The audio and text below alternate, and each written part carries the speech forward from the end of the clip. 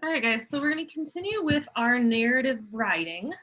And this time we're working on a fictional narrative, a little different than a personal narrative. We've been talking about how this is with made-up events. Obviously, it's fictional, so it's giving you a little bit more flexibility. I want to kind of talk about the features of a narrative before we get started diving in too deep.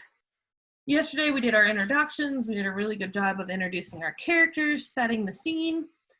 Now we're going to actually building the problem, working up to our climax, and making this an entire story. So I want to take a second to kind of slow down, review what we really need to have in our narrative.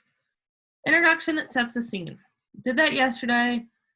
We had our characters, we had our time and place, we had some figurative language in there to make it exciting and hook our reader, and we kind of dropped hints about the problem that's coming, and then today we're going to develop it more. We need those precise and powerful words. Descriptive language is always good, keeps your reader engaged, it helps them better understand what you're writing. And those sensory details. We have been working so hard on including our 5 senses. This is especially important with fiction because sometimes it's a little hard for us to fathom these really fictional worlds and fictional characters. It's a little more abstract, so the sensory details really help us get engaged and understand really what's going on in the story. Usage of temporal words and phrases. These are our transition words. Show the passage of time. Again, also very important, especially in fiction, because we need to know how much time is taken up in this story. It's over the course of an hour, a day, years. So we really need to keep this tight. We need to really keep these transition words in check because otherwise our story gets a little lost. We're floating through space with our fictional characters. We really need to keep those transition words in there so our reader understands what's going on and how the events are happening. And then our ending or our conclusion that shows the response, shows a solution to the problem. We will get to that, I'm thinking Friday, maybe Monday. So we did our plans. I want to look right here at the plot diagram. We did these already. We did a really good job with our background, introducing our characters and our setting. Today, my goal is for us to write 1 to 2 body paragraphs, kind of depending on how comfortable we're feeling. My hope would be the rising action and the climax will come today. So, rising action, like we've talked about, are these events leading up to the problem. So the rising action is really, really important because it's like this buildup. This is where it's starting to get exciting. We're starting to have our problem develop. We don't want our second paragraph to give everything away. We want this problem to come slowly. If you think about a movie, any good movie you've ever watched, the big problem doesn't happen in the first 10 minutes. It usually doesn't even happen in the first half hour. It slowly builds up over the course of, 45 minutes or so until we get to the really juicy part. So kind of think of all of those movies that you really enjoy as you write today, because they follow a similar, every movie you watch follows a plot diagram or a story mountain. It's the same idea. We meet the characters, they show us about their life, where they are, problem starts to develop, 45 minutes to an hour into the movie, oh no, big problem, they start to solve it, all is good. So, same idea here with our writing. So I think it's really helpful to keep those movies in mind as we go through writing today. Today, you're going to start with your rising action. Let's start to build the problem. And then our climax at the very top here is the most exciting part of the story. The climax is when everything hits its peak. This is either a big problem, something really exciting. The climax is when you go, oh no, or oh my gosh, wow. Maybe this is a huge problem, or maybe this is a big conflict, or maybe this is something we didn't know was coming, and all of a sudden, here we are. Oh no, oh wow, big moment in our story. All right, so today, those will be our 2 focuses, will be our rising action and our climax. You guys want to use your story mountain you already created. Since you guys could have already worked through this in your own head, it's really important that you use that as your reference. By the end of today, my goal would be have 3 paragraphs written because you did your introduction yesterday. Today be your rising action and your climax. Again, if it's feeling a little too speedy for you, let me know. We can slow it back down. I'm going to move on real quick here.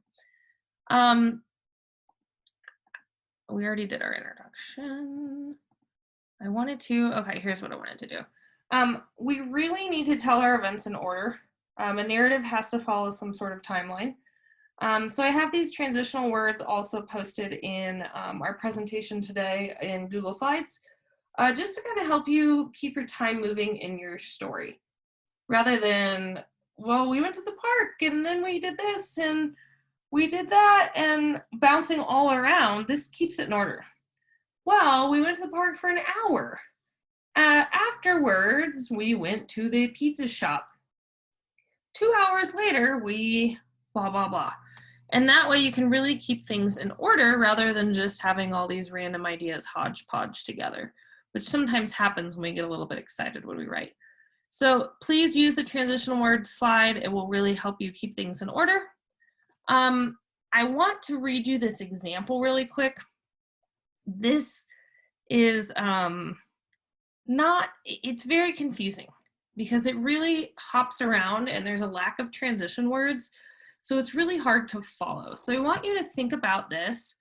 I'm going to read it to you and think about where you could add some transition words. So we were so excited to see some beautiful scenery on our bike ride, but the trail kept winding and we weren't sure where it was leading. Our second mistake was not grabbing a trail map at the information center. We came to a fork in the trail and stopped. We saw some other bikes coming and asked them for directions. Take a ride at the fork in the trail, they said. We took their advice. There was a fork in the trail. We kept going, going, and going. The trail seemed like it was never going to end. Medora was not in sight. We realized how dark it was outside. We started to panic. We realized we would need to stop for the night. So this to me is really confusing because they're starting on this bike ride, I'm assuming is daytime because you wouldn't start at night. And then the story's ending at night. But the time that passes in between, there are no transition words. So it wasn't like, after a while, we saw the fork in the trail. Or later that day, we realized it was getting dark outside. Or we were excited to see some beautiful scenery on our bike ride in the afternoon. So stories like this kind of show you guys, they went from starting this beautiful bike ride, assuming it was daytime, to at night and they're panicking and they're lost, but there's no sense of time in between. So today I really, really, really want our focus on transition words to help our readers stay organized with the ideas. So there are a few transition words that we could add to this. So such as soon we came to a fork in the trail and stopped. After the fork in the trail we kept going. Suddenly we realized how dark it was. So adding those words keeps our reader kind of on track. So that's kind of your focus for today. One more thing that we really need to push now that we are 4th and 5th graders is dialogue. Luckily, we've been working on this so much with our daily journal. So we need these dialogue and descriptions to come through. Again, just like you're writing a daily journal. So when talking and using your descriptive language. So those 3 focuses today are what I really want us to put our attention to as we write our body paragraphs. The transition words, dialogue, and description. Again, we've had so much practice with this in daily journal that this should come pretty naturally. But your assignment today will be in Google Slides. I have the transition words put in there for you as well. You can come back to this lesson if you need to see some examples also. But really, really push yourself today. Make sure your characters are talking. And remember, it's fictional narrative, so animals can talk. We can bring anything to life. So please include that dialogue and those description words. These are our juicy words. It's no longer, I was scared of the storm. I was trembling because I was so afraid of the storm.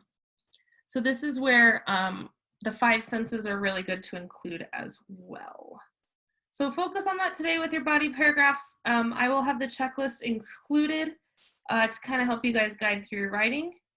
And today we will do our rising action, building up to our problem or our exciting moment, and then our climax, our big holy cow moment, will both be covered today.